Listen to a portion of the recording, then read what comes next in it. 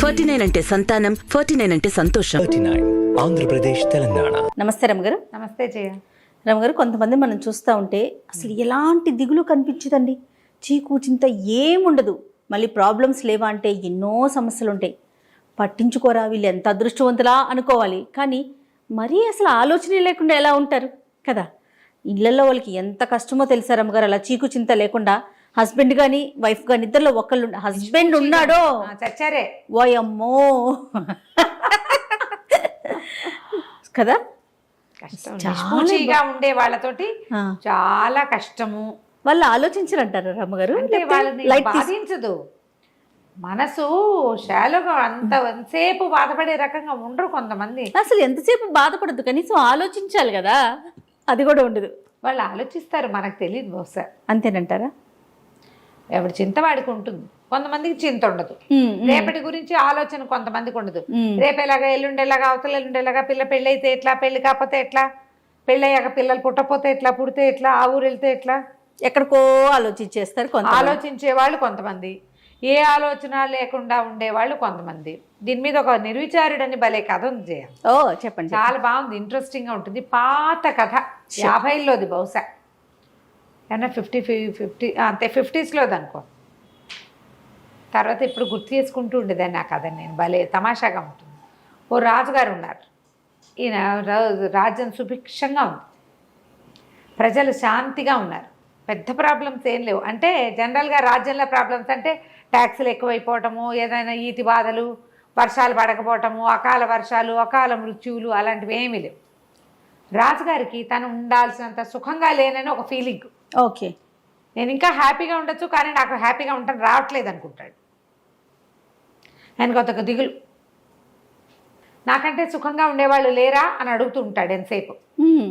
నేను ఉండాల్సినంత సుఖంగా లేనంటే ఈ అధికారులు, ఆయన భార్య, మంత్రులు అనేవాళ్ళు మీ అంత సుఖప్రాణి లోకంలో లేడండి, మీరే హాయిగా ఉన్నారంటే ఆయనకు నమ్మకం ఉండేది కాదు. నాకన్నా ఇంకా చాలా మంది సుఖంగా ఉంటారు. ఉండాల్సినంత హాయిగా నేను లేను, నేను ఇంకా కూల్గా ఉండొచ్చు, నేను ఎందుకో ఉండలేకపోతున్నాను. బాగుంది. హాయిగా ఉండటమంటే ఇది కాదు, ఇంకా ఏదో అలా అనుకునేవాడు. అయితే ఏమైంది, దాని మీద ఆలోచిస్తూ ఉండేవాడు ఎంతసేపు. ఒకరోజు ఒక ఆయన, ఈయన ఈ రాజుగారు ఎక్కడికో వెళ్ళాడు, ఊర్లో తిరిగి రావడానికి వెళ్ళాడు. అధికారులు ఎవ్వరు లేరు. తిరిగి వస్తుంటే ఒక పల్లెటూరులో ఒక పల్లె వాతావరణం, నగరానికి కొంత దగ్గరలోనే ఓ పూరి పాకలోంచి చిన్న వెలుగు, అక్కడి నుంచి ఏదో శ్రావ్యమైన సంగీతము వినపడుతోంది. అబ్బా, వీడెవడో సుఖప్రాణి, చీకటి పడేసరికి చక్కగా సంగీతం వాయించుకుంటున్నాడు. ఎవరు సంగీతం పాడుకుంటూ కులాసాగా ఉంటారు, ఆనందంగా హాయిగా ఉన్నవాడు. ఈయన గుర్రం బయట కట్టేసి ఆ గుమ్మంలోకి పోయాడు. ఈ రాజుగారు రాజు వేషంలో లేడు, సింపుల్గా ఉన్నాడు. ఏదో ఒక బాటసారి వెళ్ళే ఆ ఏకతార మీటుకుంటున్నాడు. ఒక ఆయన టింగ్ టింగ్ వాయిస్తున్నాడు. ఏకతార మీటుతారు కదా, ఆ ఏకతార మీటుకుంటూ చక్కటి పాట, ఎంత శ్రావ్యమైన కంఠము, నిశ్శబ్దంగా నిరామయంగా ఉంది వాతావరణం. ఆ ఇంట్లో ఎవ్వరూ లేరు, పేద పూరి గుడిసె. ఓ మూల ఓ పొయ్యి ఉంది, ఏవో గిన్నెలు కనపడుతున్నాయి, ఓ చిన్న కుక్కి మంచం ఒకటి ఉంది కూర్చోడానికి వీలుగా. ఓ చాపేసుకుని గుంజకానుకుని కూర్చుని ఏకతార మీటుకుంటూ పాడుకుంటున్నాడు. దాన్న కూర్చో అని ఆయన కూర్చున్నాక, అగో ముందు కొండలో మంచినీళ్ళు ఉన్నాయి తాగు అని వాడు మంచినీళ్ళు తాగి ఈయన మీటుకుంటూ పాడుకుంటుంటే రాజుగారు కూడా సంగీతంలో మైమర్చిపోయి విన్నాడు. ఎవరు ఏమిటి అని కనుక్కున్నాడు. ఎంత హాయిగా పాడుతున్నావు, నీకేం బాధ లేవంటే, ఏం బాధలు ఉంటాయన్నయ్యా, నాకేం బాధలు ఉంటాయన్నా, ఏమున్నాయి, ఏదో కళాయి పనులు చేస్తా, మాటలేస్తాను గిన్నెలకి, నగరంలో తిరుగుతా పొద్దంతా, ఏదో ఒక పావలా రూపాయి దొరుకుతుంది, కాసిన బియ్యం కూర కొనుక్కు తెచ్చుకుంటా, అన్నం వండుకుని తింటా. నేను ఎవరికి పెట్టక్కర్లేదు, ఎవరు నాకు పెట్టక్కర్లేదు, గొడవ లేదు, నాకెవరు లేరే అని ఏడవచ్చు. వాడు ఏడవట్ల, ఏం చేయాలి, ఏముంది, నడిచిపోతుంది కదా. అన్నం తిన్నాక ఇంకేముంది, వెంటనే నిద్ర ఏమీ రాదు. ఏదో సంగీతం చిన్నప్పటి నుంచి పాట పాడుకునే అలవాటు, ఏకతారా పెట్టుకుని పాడుకుంటుంటే సంతోషంగా ఉంటుంది, హాయిగా నిద్ర పడుతుంది, ప్రశాంతంగా ఉంటుంది అన్నాడు. రాజు ఆశ్చర్యపడి, ఊరిని వాడికి దొరికే పావలార్థకే వీడు ఎలా హాయిగా ఉన్నాడు, ఏమో నాకు అన్నీ ఉన్నా నేను హాయిగా లేను, నిర్విచారంగా ఉన్నాడే వీడు. వాడు ఎంతైనా ఏడవచ్చు, నాకు పావలాయే వస్తుంది, రూపాయి రావట్లేదని ఏడవచ్చు, పోనీ రూపాయే వస్తుంది, 10 రూపాయలు లేవని ఏడవచ్చు. నాకెవడూ లేడు, నన్ను పట్టించుకునేవాడు లేడు, నన్ను చూసేవాడు లేడని ఏడ్చేవాళ్ళు లేరా ఇప్పుడు? అదే కదా. అన్నీ ఉన్నా సరే మా అమ్మ లేదు, మా నాన్న లేడు, నన్ను కనుక్కునేవాళ్ళు లేరు, అందరూ నన్ను అజాపజా కనుక్కోవట్లేదు అని ఏడుస్తూ ఉంటారు. అవును. రాజుగారికి అన్నీ ఉన్నా ఏదో కష్టం. నేను ఇంత నిర్విచారంగా ఉండలేను, నేను ఇలా హాయిగా నా దారి నేను పాట పాడుకుంటూ పడుకోలేకపోతున్నానే. సరే వీడికి ఇది కట్ చేసి చూద్దాం, వీడు ఏం చేస్తాడో అని మర్నాడు ఆ రాత్రి వెళ్ళిపోగానే ఊళ్ళో ఎవ్వరూ మాటలేయించద్దు, కళాయి పెట్టించద్దు, అవన్నీ పనులు కోటలోనే అవుతాయి, రోడ్డు మీద తిరిగేవాడికి పని ఇవ్వద్దు అని టంకేయించాడు. వాడి ఆయన తెలివి. మర్నాడు ఈ కళాయి పోసేవాడు ఊరంతా తిరిగాడు, ఎవరు పిలవల, ఎవ్వరూ పిలవల. పని లేదు, ఏం చేస్తాం? తిరిగి వస్తూ ఉంటే ఇంటికి ఒక పెద్ద మనిషిలాగా ఉన్న ఆయన పాకెట్లో నుంచుని గొడ్డలు పెట్టి పేళ్ళు కొట్టుకుంటున్నాడు. పేళ్ళు కొట్టుకుంటుంటే ఆశ్చర్యపోయాడు బాబు, ఇంత పెద్దవారు, ఇంత పెద్ద ఇంటి ఓనర్లే ఉన్నారు, ఎందుకండి ఈ పేళ్ల పనులు? నా బొట్టివాడు ఎవరికో కూలివాడికి 10 పావలా ఇచ్చి ఓ పావలా ఇచ్చి చేయించుకోవచ్చు కదా అంటే, ఒరే కూలి ఎవరు దొరక్కేనైనా చచ్చినట్టు వేసుకుంటున్నాను, వాన వచ్చేలాగా ఉంది, పేళ్ళు లేకపోతే రాత్రికి అన్నం రేపు పొద్దుటికి అన్నం ఉండదు, పనివాళ్ళు ఊరెళ్ళారు, ఎవరు లేక చేసుకుంటున్నాను అంటే, బాబు నాకు ఇవ్వండి, ఆ పావలా ఇస్తే నేను వేసి పెడతా బాబు అని చకచకా పేళ్ళు కొట్టేసి అవన్నీ కట్టకట్టి వంటింట్లోకి చేర్చి వాళ్ళకి ఆయన పావలా ఇచ్చి ఒక గ్లాసెడ్ గంజి ఇస్తే గంజి తాగి పావలా 10 రూపాయలు తెచ్చుకున్నాడు. వచ్చేటప్పుడు ఒక గుప్పెడు బియ్యం, ఓ సోల్డ్ బియ్యము, ఒక తాటుకూర తెచ్చుకున్నాడు, అన్నం వండు తినేసాడు. అయిపోయి ఆ రోజు ఏకతారం పెట్టుకుంటున్నాడు. రాజుగారు ఇవాళ వీడికి తిండి దొరుకుండదు, వాడు అడుక్కునేవాడు కాదు, పని చేసుకుని బతికేవాడు. ఏం చేస్తున్నాడో చూద్దామని రాత్రి 9 అయ్యేసరికి తయారయ్యాడు. వీడు టింగ్ టింగ్ టింగ్ టింగ్ అని పాడుకుంటున్నాడు. ఎవడెవ్వడి వాడు ఈ జీవుడు, ఎవరికి ఏమవుతాడు ఈ జీవుడు అనుకుంటూ. రాజు ఆశ్చర్యపోయాడు, పోరిని అని మళ్ళీ వెళ్ళాడు లోపలికి. వెళ్తే నాయనా బాగున్నావా అన్నాడు. బాగున్నాను, వాళ్ళు ఏం పని చేసావు అని అడిగాడు. అంటే ఏముంది పని చేయడానికి, ఎవరు కళాయికి మాటకి పిలవలేదు, సాయంకాలం వస్తుంటే ఎవరో పేళ్ళు వేసుకుంటూ కనపడ్డారు, చేసి పెట్టాను అన్నాడు. అయితే అప్పటి నుంచి రాజుగారు ఆశ్చర్యంగా ఉంది ఆయనకి, వెళ్ళిపోయాడు. రోజు పేళ్ళు వేసుకునే బతకడం మొదలుపెట్టాడు. ఊరంతా తిరిగి ఎవరికైనా కట్టిపేళ్ళు కొట్టి పెట్టాలమ్మా, ఏదైనా బరువు పని చేయాలా అని హాయిగా రోజు తెచ్చుకుంటాడు. అందుకుముందు మొదటి రోజున ₹1 వచ్చింది, తర్వాత నుంచి రూపాయి రావటం మొదలైంది. హాయిగా కడుపు నిండా తిని ఉంటున్నాడు. మళ్ళీ వచ్చి చూశాడు రాజు, వీడు ఏకతారులో మార్పు లేదు. ఈయనేమంటాడు, వీడు కాయ కష్టం చేయటం వల్ల వీడు నిర్విచారంగా ఉన్నాడు, వీడి కష్టం కట్ చేద్దాం అనుకున్నాడు రాజు. మర్నాడు ఏం చేశాడు, 10 రోజుల తర్వాత ఒక సైనికుల్ని పంపించి, నీకు భటుడు ఉద్యోగం ఇస్తున్నాం, కోటకు పిలిపించారు, భటుడు ఉద్యోగం ఇస్తున్నాము, ఉద్యోగంలో చేరమన్నారు. అనేసరికల్లా ఈ నిర్విచారుడు అన్నాడు, ఎందుకండి నాకు పొట్ట బాగానే గడిచిపోతుంది, నాకు ఉద్యోగం అవసరం లేదు బాబయ్య, హాయిగా గడిచిపోతుంది, నేను సుఖంగా ఉన్నాను అంటే వాళ్ళు ఒప్పుకోవాలి. దేవుడి నుంచి నీకు ఉద్యోగం ఇవ్వమని ఆర్డర్ వచ్చింది, నువ్వు ఉద్యోగం చేయవలసిందే, ఇదిగో బట్టలు అని భట్టుడి బట్టలు ఒక కత్తి ఇచ్చారు. కాదంటానికి వీల్లేదు, రాజాజ్ఞ. సరే ఏం చేశాడు, ఆ భట్టుడి బట్టలు వేసుకుని ఆ కత్తి పుచ్చుకుని వచ్చి నుంచున్నాడు. ఎక్కడో కాపలాగా ఏమంటారు, డ్యూటీలు వేస్తారుగా అక్కడ ఇక్కడ అని. 2-3 రోజులకి వాడికి తెలిసింది, అంతకుముందు ఏదో బియ్యం పప్పు ఉంటే వండు తిన్నాడు. 2-3 డేస్కే వాడికి అర్థమైంది, ఇదేంటి నెల జీతం, రోజు పావలా అర్ధం రాదు, దినబత్తెని రాదు, నెల అయ్యాక జీతం ఇస్తారు, ఈ నెల రోజులు తిండెట్లా? వీడేం చేస్తాడో చూద్దామనే రాజు ఎత్తు.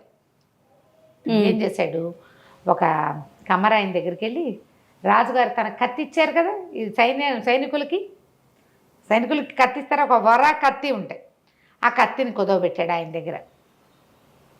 కుదవబెట్టి వ్యాపారి దగ్గర ఆయన ఏం చేస్తాడంటే, వ్యాపారి కత్తులు వాళ్ళకి వీళ్ళకి రెంట్కి ఇస్తాడు. తనకి దినవారీ ఓ పావలా వచ్చేలాగా ఏర్పరచుకున్నాడు. ఆ పావలాతోటి ఒక గుప్పెడు బియ్యం కొనుక్కుంటాడు, ఏదైనా ఒక కూర కొనుక్కుని వంట చేసుకుంటాడు. ఈ ఊర ఖాళీగా ఉంది. మొదట్లో 2 రోజులు తెలియదు, 3వ రోజు పరకాయించి చూస్తే ఎవరికైనా తెలిసిపోతుంది. అందుకని ఏం చేశాడు, ఒక వడ్రంగి స్నేహితుడు ఎవరో తెలిసిన వాడు ఉంటే, అన్న ఇందులో పట్టేందుకు ఒక కత్తి చేసి పెట్టమని చేయించుకున్నాడు. బయట నుంచి చూస్తే పిడి ఉంటుంది, కత్తి ఉందని అనుకుంటారు, కానీ అది కొయ్య కత్తి. తెలివితేటలు చూడండి. 4 రోజులు గడిపేశాడు, 20 రోజులు గడిచింది, 25 రోజులు. రాజుగారికి ఆశ్చర్యం వేసింది. ఓ రోజు రాత్రి వచ్చాడు చూద్దామని, వీడు టింగ్ టింగ్ వాయించుకుంటున్నాడు, పాడపాడేస్తున్నాడు నిర్విచారంగా. రాజు ఆశ్చర్యపోయాడు, ఎట్లా వీడు చేస్తున్నాడు, ఇప్పుడు వెళ్ళి అడగలేడు. అందుకని ఏం చేశాడు, ఓహో వీడు ఊరికే సైనిక వృత్తి ఇచ్చాం వీడికి, వాడు అక్కడ ఇక్కడ ఊరికే ఉంచుంటాడు పారా హుషారు అనుకుంటూ. వీడికి పెద్ద పని చెప్పాలి. రక్తం చూడలా వీడు యుద్ధ సైనికుడు కాదు, వీడికి నెత్తురు చూపించాలి. వీడికి అప్పుడు వీడి సుఖమంతా పోయి భయం వేస్తుంది వాడికి. అసలు అంత కక్ష ఏంటో రాజుకి తనకంటే వాడు హాయిగా ఉన్నాడనే విషయాన్ని ఓర్చుకోలేకపోతున్నాడు. రాజే. మనమైనా అంతే కదా జయ, మనకంటే అవతల వాళ్ళు హాయిగా ఉన్నారని అనిపిస్తే మంటగా ఉండదా? కానీ అలా కక్ష సాధిస్తారా? మనకు అవకాశం లేదు, రాజుకి అవకాశం ఉంది. ఏదైనా అనవా జయ మనం, వాళ్ళకేంటి అంటాం.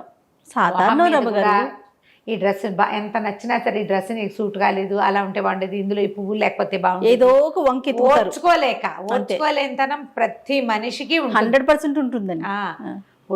అవకాశం వచ్చినప్పుడల్లా ఆవిడ అట్లా ఇట్లా వేరే ఒక రూపంలో అయినా అనేసి ఆ కక్ష తీర్చేసుకుంటూ ఉంటారు. రైట్. మనుషులు కదా, మనుషులకి అలాంటివే ఉంటాయి భావాలు. వాటిని అరిషడ్ వర్గాన్ని జయించలేం మనం. రాజుగారు అసలు జయించలేము. ఏం చేశాడు, మర్నాడు ఒక ఖైదీకి ఉరిసి ఇది ఉంది, మెడకోసేయాలి. వాడికి ఏమనాలి దాన్ని, ఊరి శిక్ష, తల ఉత్తరించటం, నరకటమే. మెడ నరకటం తలారి పని. ఆ తలారికి చెప్పాడు, ఫలానా ఒక సైనికుడు ఉన్నాడు నిర్విచారుడు, వాడి చేత ఈ పని చేయించమన్నారు. అతను మెడొత్తరించే పని వాడికి చెప్పమన్నారు. అక్కడి నుంచి వీడిని పిలుచుకుపోయారు. పిలుచుకుపోతే అక్కడ ఒక ఖైదీ ఉన్నాడు, వీడికి వాళ్ళ మరణశిక్ష ఉంది, ఆ శిక్ష నువ్వు అమలు చేయాలి, కత్తి వేయి అన్నారు.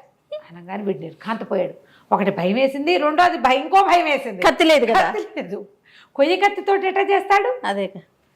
అయితే లబలబలాడుతూ అన్నాడు, అయ్యా తలారన్నా, నాకు ఈ పనులు అలవాట్లేదు, నేను ఏదో మామూలుగా మాటలేసుకుని బతికేవాడిని, ఎందుకో ఉద్యోగం వచ్చింది, బాబు నాతోటి ఇవన్నీ కాదు, ఒట్టి సైనికుడి పని అంటే కాపలా పనే కదా అనుకున్నాను, ఈ చావుల పనులు నరకటాలు అవి నేను చేయలేనన్నా. అంటే తలారు ఒప్పుకోలే, కఠినంగా చెప్పాడు. నీ పేరు చెప్పారు, దేవుడి నుంచి నీతోటి శిక్ష అమలు చేయించమని వచ్చింది, చేయవలసిందే రాజాజ్ఞ, ఇక కుదరదన్నాడు.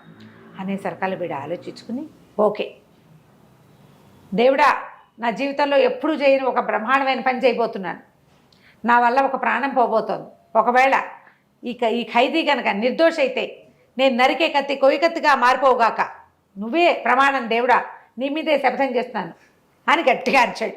చుట్టూ జనాలతో చూస్తారు ఏమవుతుందో. వీడు ఏనాడు అలాంటి పనులు చేసిన వాడికి వీడు మాటలేసేవాడని కొంతమందికి తెలుసు, సైనికుడు ఊరికే పారా హుషారంటాడని ఇంకొంతమందికి తెలుసు. వీడు సర్రమని కత్తి చూసి దాడి మెడ మీద నరకబోయాడు. కొయ్య కత్తి కనపడింది అందరికీ. ప్రజలంతా కేకలు పెట్టారు, నిర్దోషి నిర్దోషి నిర్దోషి అని. మ్యూజిక్ ఏం రాలేదు, మ్యూజిక్ వస్తుంది, ఇక్కడ ఏమీ రాలే. కత్తి మాత్రం కొయ్య కత్తిగా మారిపోయింది. పిడి రాజుగారు ఇచ్చిన కత్తి పిడే, అదే కదా, కత్తి మాత్రం కొయ్య కత్తి. తలారి కూడా నిర్ఘాంతపడి, ఇదేంటి విచిత్రం, ఎప్పుడూ చూడలేదే, వీడు మహామహిమాన్వితుడిగా కనబడ్డాడు జనాలందరికీ. పరిగెత్తుకుంటూ పోయి రాజుగారికి చెప్పారు, వాడు నిర్దోషండి, వాడు నిర్దోషి ఏంటి, అంతా విచారించాం, వాడు నిర్దోషి కాదు, వాడు దోషి, వాడు 5 హత్యలు చేశాడు, దారి దోపిడి దొంగ వాడు అంటాడు రాజు. జడ్జిని పిలిచారు, మంత్రిని పిలిచారు, అందరూ వాడు దొంగ వాడు హంతకుడు అంటే. కత్తి కొయ్య కత్తిగా ఎలా మారిపోయింది? ప్రజలు ఒప్పుకోటాల, నిర్దోషికి శిక్షిస్తారా? మేము చూస్తుండగానే కత్తి కొయ్య కత్తిగా మారిపోయింది. కేకలు పెట్టేసి జనాలంతా క్యాండిల్ ర్యాలీ లాంటిది చేయటం మొదలుపెట్టారు. రాజుగారు ఆశ్చర్యపోయి, ఈ నిర్విచారుడు, ఈ పాటగాడు ఉన్నాడు కదా, సంగీత పాడుకునేవాడు, వీడిని పిలిచాడు. ఒరే నాయన, ఏంటి కథ అంటే, నేనేం చేయను ప్రభు, ఇలా జరిగిందండి చెప్పేశాడు. చెప్పంగానే రాజుగారు అనుకున్నాడు, వాడు హాయిగా ఉండటానికి అలవాటు పడ్డవాడు, వాళ్ళు నిర్విచారంగానే ఉంటారు, వాడికి డబ్బులు ఉన్నాయి, లేదు ఉద్యోగం ఉంది, పదవి ఉంది, ఇవి కాదు, అంతే. నిర్విచారంగా ఉండటం వాడి మనస్తత్వం. డబ్బుంటే సుఖంగా ఉంటారని, రాజైతే సుఖంగా ఉంటారని, ఉద్యోగం ఉంటే సుఖంగా ఉంటాం కాదు, సుఖంగా ఉండటం అనేది ఒక తత్వం, అంతే. ఏదున్నా లేకపోయినా ఆ ఖైదీకేమో శిక్షని మరణ శిక్షని రద్దు చేసి, మరి ప్రజల్లో గొడవ వస్తుందిగా, వాడికేమో ఆజన్మాంతం జైలు శిక్ష విధించి, ఈ పాటగాడిని నీకు చేతొచ్చిన పని చేసుకో అని చెప్పి వదిలిపెట్టేశారు. ఏమైనా ఇవ్వమని అడిగితే ఏం వద్దండి, నా బతుకు నేను బతుకుతాను అన్నాడు. పావలా అర్థం వస్తే చాలు, ఏకతారం మీటుకోవడానికి అంతకంటే ఏం కావాలి, అంతే అంతే. హాయిగా దాన్ని పోయాడు. రాజుగారు ఆ తర్వాత నాకంటే సుఖంగా ఎవడున్నాడు అని చూడడం మానేశాడు. సూపర్, వాడి తెలివితేటలు సూపర్. నమస్తే రమ్మగారు. నమస్తే.